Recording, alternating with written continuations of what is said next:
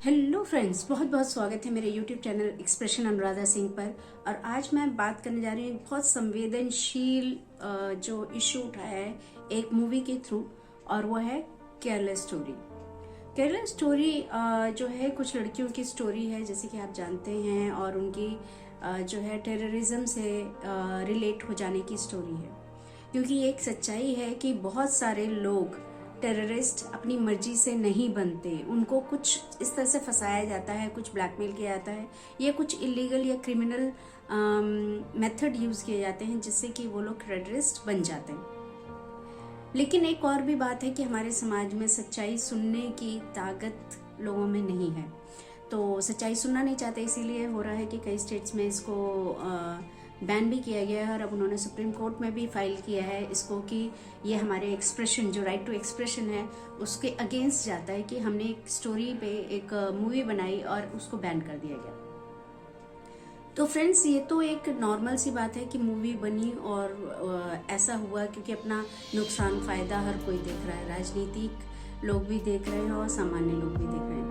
लेकिन मैं तो आपको एक रियल स्टोरी बताने जा रही हूँ, क्योंकि आज से 20 साल पहले जैसे कि इंडिया में हालत थी कि बलात्कार हो जाता था, किसी को पता नहीं चलता था। स्पेशली जो महिलाओं के साथ होता था वो जल्दी लोगों को पता ही नहीं चलता था कि उसे दबा दिया जाता था।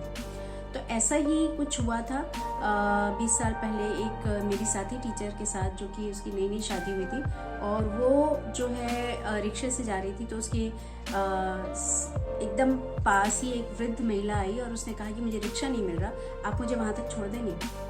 और उसने इंसानियत के नाते उस महिला को अपने साथ बिठा लिया। बस यहीं से स्टोरी बदल जाती है। उसे कुछ नहीं पता कि उसके साथ क्या हुआ, और रात के 3 बजे उसकी जब आँख खुली, जब उसे होश आया, तो पता चला कि वो किसी अंडर ब्रिज के अंदर के नीचे पड़ी हुई थी और उसके कपड़े फटे हुए थे। उसने जल्दी से किसी पुलिस वाले को ढूंढा और उसे अपनी स्टोरी सुनाई कि ऐसे मेरे साथ हो गया।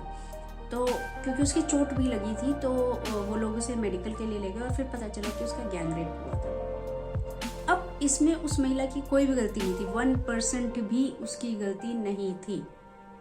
लेकिन क्या होता है कि जब पुलिस वाले उसके हस्बैंड को फोन करते हैं और जब उसके हस्बैंड आते हैं, तो अगले दिन से ही उसके परिवार में उसके प्रति एक नफरत की भावना आ जाती है, उसके ससुराल वालों में।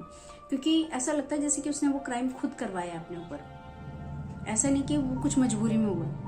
और उसके बाद क्या होता है कि चलो, वो तो उसके ससुराल वाले थे, कुछ महीने पहले ही उसकी शादी हुई थी।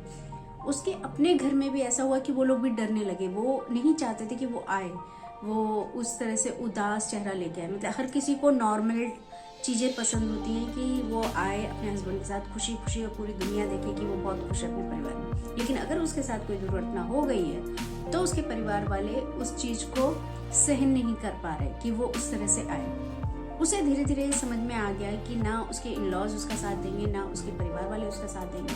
और कुछ इस तरह से उन लोगों ने किया कि वो केस भी रफा दफा कर दिया, क्योंकि वो आगे पता लगाना ही नहीं चाहते थे कि किसने उनके साथ ये सारी चीज की। ना ही उन्हें इस चीज का दर्द था कि उसको क्यों ना पकड़ा जाए, उसको क्यों ना सजा दिलाई जाए जिसने उसके साथ ऐसा किया। और फिर उसने अपने हस्बैंड से डिवोर्स लिया और अपने परिवार के साथ भी वो नहीं रही, और पूरी जिंदगी उसने अकेले काट दी। और उसकी गलती क्या थी?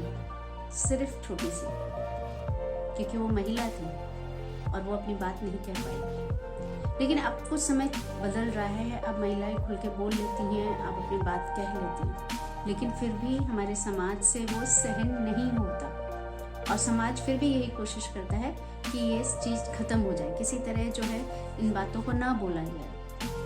यही इस मूवी के साथ हो रहा है। जिसने ये मूवी बनाई है, वो प्रोड्यूसर, उसने करोड़ों रुपए लगा के मूवी बनाई, क्योंकि उसे एक मैसेज देना था समाज को। ऐसे ही पहले कश्मीर फाइल्स आई थी, उस पर भी ऐसे ही बवाल मचा था, क्योंकि सच्चाई को कोई सुनना नहीं चाहता। मैंने पहले भी एक पोएम डाली हुई है अपनी एक वीडियो में कि when I teach people say I am a good teacher, when I recite people say I am a good poet, when I speak people say I am a good orator, but when I speak truth people say I am a philosopher, because according to normal people, common people, philosopher is insane। क्योंकि सच्चाई बोलने वाले को कोई सहन नहीं कर सकता, और सच्चाई को सहन नहीं कर सकता, जबकि हमें चाहिए कि हम इन सच्चाई को जाने और अपनी समस्याओं को खत्म करें, क्योंकि हो सकता है कि नेक्स्ट विक्टिम हमारी फैमिली से ही हो, या हो सकता है नेक्स्ट विक्टिम मैं ही हूं, आप ही हूं। तो अब सिर्फ एक शुतुरमुर्ग की तरह आंख बंद करके समाज में बैठने से कुछ नहीं होगा। हमें आंख खोलनी चाहिए, सच्चाई को स्वीकार करना चाहिए और इन सच्चाइयों को जानते हुए इन प्रॉब्लम्स को टैकल करना चाहिए। जितना अच्छा हम टैकल करेंगे उतना ज़्यादा हमारा समाज सुधरेगा और फिर इस सब तरह की समस्याएं कम हो जाएंगी। तो मेरा तो मानना है कि सच्चाई को जरूर स्वीकार करिए और अगर ऐसी रियलिस्टिक मूवीज आती हैं तो वो हमारे समाज के लिए बहुत अच्छा है। Thanks a lot. I hope that you have liked my message and please subscribe my channel. Thanks a lot.